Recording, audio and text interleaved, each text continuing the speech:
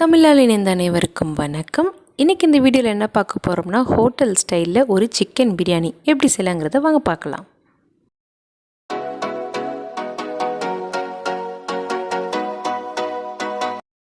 ஒரு கடாயில் 1 ஸ்பூன் எண்ணெய் ஊற்றிட்டு 3/4 ஸ்பூன் மிளகு, சீரகம், சோம்பு எல்லாமே 3/4 டீஸ்பூன் போட்டுட்டு 2 பட்டை, அதாவது 1 இன்ச் பட்டையில் 2, 3 ஏலக்காய், 2 ஸ்டார் அனிஸ், ஒரு பிரிஞ்சி இலை, ஒரு ஜாவித்ரி, அதுக்கப்புறம் 5 கிராம்பு எல்லாத்தையும் போட்டு நல்லா சேர்த்து எண்ணெயிலே வறுத்துக்கோங்க. அதுக்கப்புறம் நல்ல வாசனை கொடுக்கறதுக்காக சின்ன வெங்காயம் நம்ம வந்து 6லேருந்து 7 சின்ன வெங்காயத்தை இதில் சேர்த்துக்கலாம். பிரியாணிக்கு வெங்காயம் தான் முக்கியம். ஸோ அதையும் போட்டு நல்லா வதக்கிட்டு அதுக்கப்புறம் ஒரு கையிலேருந்து ஒரு அரை கை அளவுக்கு புதினா இலை, ஏன்னா பிரியாணி செய்கிறப்ப போடுவோம். ஸோ புதினா இலையும் சேர்த்து நல்லா வதக்கிக்குவோம். பிரியாணி இன்றைக்கி குக்கரில் தான் செய்ய போகிறோம். ஸோ ஃபஸ்ட்டு ஒரு குக்கர் எடுத்துகிட்டு அதில் வந்து 2 ஸ்பூன் நெய், 2லேருந்து 3 ஸ்பூன் கடலெண்ணெய், நல்லெண்ணெய் மட்டும் சேர்த்துறாதீங்க, ஃப்ளேவர் மாறிடும். ஸோ கடலெண்ணெய் போட்டுட்டு அதுக்கப்புறம் ஒரு பிரிஞ்சி இலை, அதுக்கப்புறமா ஒரு கை சோம்பு போட்டுட்டு வெங்காயம், எவ்வளோக்கு எவ்வளோ வெங்காயம் போடுறீங்களோ அவ்வளோக்கு பிரியாணி டேஸ்ட்டு கொடுக்கும். நான் வந்து ஒரு மீடியம் சைஸ் வெங்காயம் அல்லது ஒரு பெரிய வெங்காயத்தில் 2 வெங்காயம் வரைக்கும் எடுத்துக்கலாம். நம்ம சின்ன வெங்காயம் போட்டு அரைச்சிருக்கிறோம். ஸோ அதையும் போட்டுட்டு இஞ்சி பூண்டு பேஸ்ட்டு 2 ஸ்பூன் இஞ்சி பூண்டு பேஸ்ட்டு, 2லேருந்து 3 பச்சை மிளகாய் நடுவில் கீரி அதையும் சேர்த்துக்கோங்க. போட்டுட்டு இஞ்சி பூண்டு பேஸ்ட் நிறையா போட்டிங்கன்னா டேஸ்ட்டு கொஞ்சம் நல்லாயிருக்கும் பிரியாணி ஃப்ளேவருக்கு. அதனால் இந்த வெங்காயம் நல்லா வதங்கினோன்னே இந்த இஞ்சி பூண்டு பேஸ்ட்டு ப்ளஸ் அந்த பச்சை மிளகாய் எல்லாத்தையும் போட்டு நல்லா வதக்கிக்கோங்க. வதக்கினதுக்கப்புறமா தக்காளி ஜாஸ்தி போட்டிங்கன்னா தக்காளி சாதம் மாதிரி ஆகிடும். ஸோ மீடியம் சைஸ் தக்காளியில் 2 தக்காளி மட்டும் எடுத்து நீட்ட வாக்கில் அதை கட் பண்ணி அதையும் இங்கே சேர்த்துக்கலாம். சேர்த்து நல்லா உப்பு போட்டிங்கன்னா கொஞ்சம் சீக்கிரமே மசிஞ்சிரும், நல்லா குழஞ்சி வந்துடும் தக்காளி எல்லாமே. வெங்காயமும் சீக்கிரம் வதங்கிடும். ஸோ உப்பு கொஞ்சம் போட்டுட்டு நல்லா வதக்கி விடுங்க. அதுக்கப்புறம் நம்ம ஃபஸ்ட்டு எண்ணெயில் போட்டு வதக்கணும்ல, அந்த மிளகு, சீரகம், சோம்பு, கரம் மசாலா, ஹோல் கரம் மசாலா அது எல்லாத்தையும் பேஸ்ட் பண்ணி வச்சுருக்கேன். லைட்டாக தண்ணி தெளித்து பேஸ்ட் பண்ணி வச்சுக்கோங்க. அந்த பேஸ்ட்டை வந்து இந்த டைமில் ஆட் பண்ணிக்கோங்க. தக்காளி வெங்காயம் வந்து நல்லா வதங்கினோன்னு அந்த அரைச்சி வச்ச பேஸ்ட்டையும் இதில் ஆட் பண்ணிவிட்டு நல்லா வதக்கி விட்டுக்கோங்க. கலர் உங்களுக்கு பார்த்தீங்கன்னா க்ரீன் கலர் மாதிரி இருக்கும். இந்த ஃப்ளேவர்லாம் இறங்கணும்.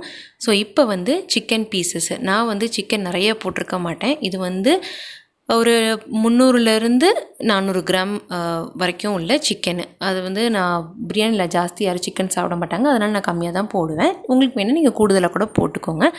அந்த சிக்கன் பீசஸ்லாம் இதில் போட்டிங்கன்னா நல்லா அந்த ஃப்ளேவர்லாம் இறங்கும், அந்த இஞ்சி பூண்டு பேஸ்ட்டு எல்லாமே.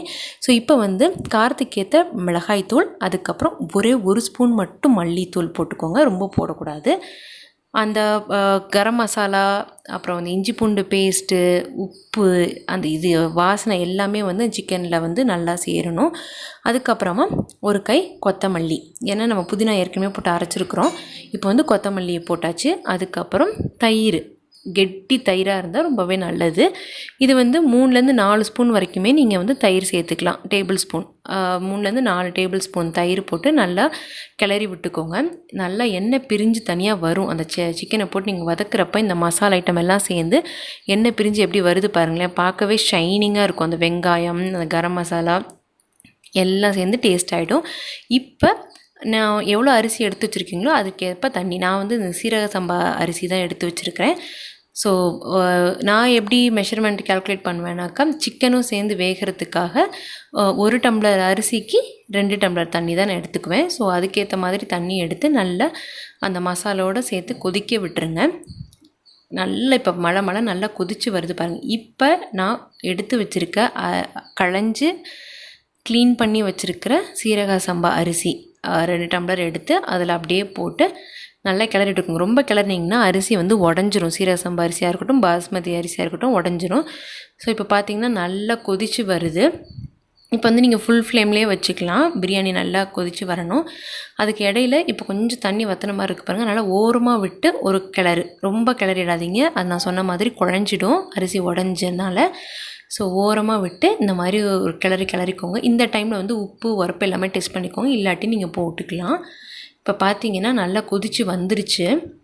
இந்த மாதிரி டைமில் வந்து நம்ம லிட்டை க்ளோஸ் பண்ணி அரிசி வேக விட்டுறலாம். பிரியாணி வந்து ரெடி ஆகிடும். நம்ம கடாயில் பண்ணுறத விட ப்ரெஷர் குக்கரில் பண்ணுறது ரொம்பவே ஈஸியாக இருக்கும்.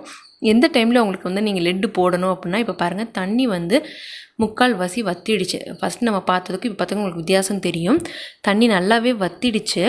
அதாவது அரிசி வந்து கொஞ்சம் தான் இருக்குது. ஸோ இப்போ வந்து மீடியம் ஃப்ளேமில் குறைச்சிக்கிட்டேன் நான். ஃபுல் ஃப்ளேம் வேண்டாம், அடி பிடிச்சிரும். ஸோ மீடியம் ஃப்ளேமில் வச்சுட்டு இப்போ நம்ம வந்து லிட்டை க்ளோஸ் பண்ணி விசில் போட்டே வச்சிடலாம். அதாவது வெயிட் போட்டே நம்ம வச்சிடலாம். லிட்டு க்ளோஸ் பண்ணியாச்சு, வெயிட்டும் போட்டாச்சு. கரெக்டாக நீங்கள் மீடியம் ஃப்ளேமில் வச்சு 2 விசில், ரொம்ப விட்டுறாதீங்க, அடி பிடிச்சிரும், இல்லாட்டி குழஞ்சிரும். இது ரெண்டுத்தில் ஏதாவது ஒன்று ஆகிடும். ஸோ கரெக்டாக 2 விசில் மீடியம் ஃப்ளேமில் விட்டுட்டு நீங்கள் ஓப்பன் பண்ணி பார்த்தீங்கன்னா சுட சுட கமன்னு மணக்கிற ஹோட்டல் ஸ்டைலில் நமக்கு பிரியாணி கிடச்சிருச்சு. இப்போ ஒரு ஸ்பூன் நெய்யை மேலாப்பில் விட்டு, ரொம்ப கவலைப்படாதீங்க, ஹெல்த் கான்ஷியஸாலாம் இருக்காதீங்க. சாப்பிட்றது என்றைக்கோ பிரியாணி. ஸோ நல்லா செஞ்சு நல்லா சாப்பிட்ணும். ஸோ நல்லா மேலே வந்து அழகாக ஒரு ஸ்பூன் நெய்யை விட்டு அதை அப்படியே அந்த சூட்லேயே கரைஞ்சி எப்படி இருக்குது பாருங்களேன். அப்படியே ரொம்ப கிண்டாதீங்க, குழஞ்சிரும் பிரியாணி. ஸோ ஓரமாக வச்சுக்கோங்க.